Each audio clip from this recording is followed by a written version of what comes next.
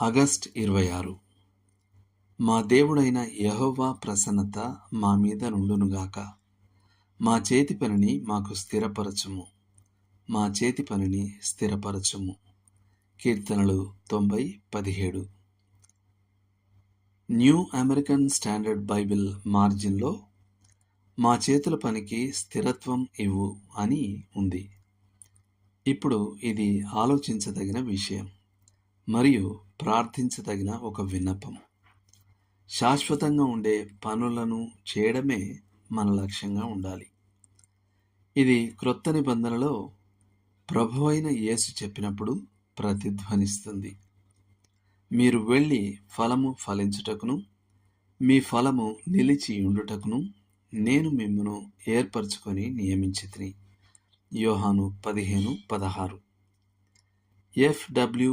బోరం చెప్పిన ప్రకారం మనలో ప్రతివాడును తన శరీరము సమాధిలో నిద్రించుచుండినప్పుడు చేయగలిగే ఏదో గౌరవనీయమైన కార్యమును తన కొరకు సిద్ధపరచుకొనవలెనని చెప్పెను. అయితే మనము ఆ ఆలోచనను సమాధి దాటించి ముందుకు తీసుకొని ప్రతివాడును నిత్య జీవమునకు గల నిర్మాణమును చేయుచుండవలెనని చెప్పవలెను.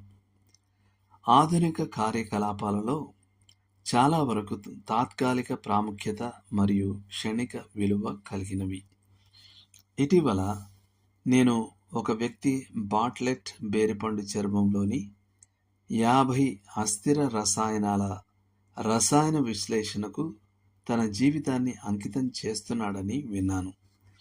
క్రైస్తవులు కూడా ఇసుకలో కోటలు కట్టడం, బుడగలను వెంబడించడం మరియు చిన్న విషయాలలో నిపుణులుగా మారడం అనే ఉచ్చులో పడవచ్చు.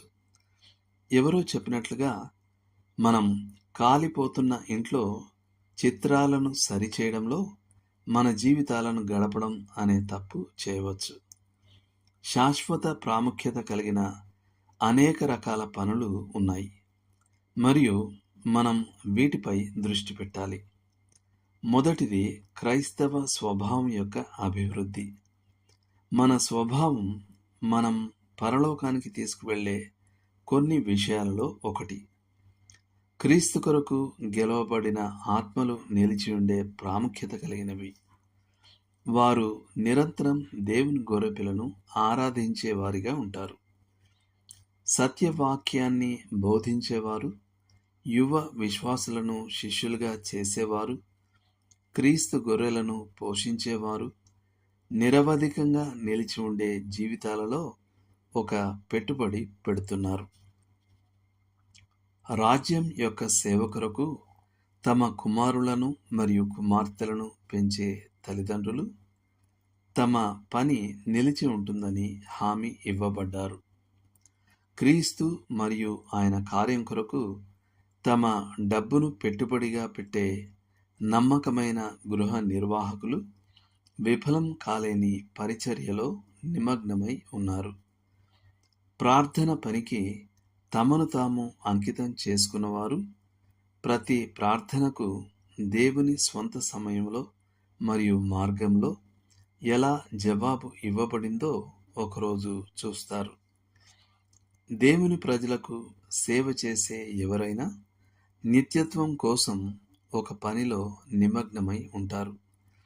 క్రీస్తు యొక్క అత్యంత వినయపూర్వకమైన సేవకుడు ప్రపంచంలోని జ్ఞానుల కంటే గొప్ప దృష్టిని కలిగి ఉంటాడు. అతని పని నిలిచి ఉంటుంది. వారి పని దూది పింజల్లా ఎగిరిపోతుంది. దేవుడు మిమ్మును దీవించునుగాక.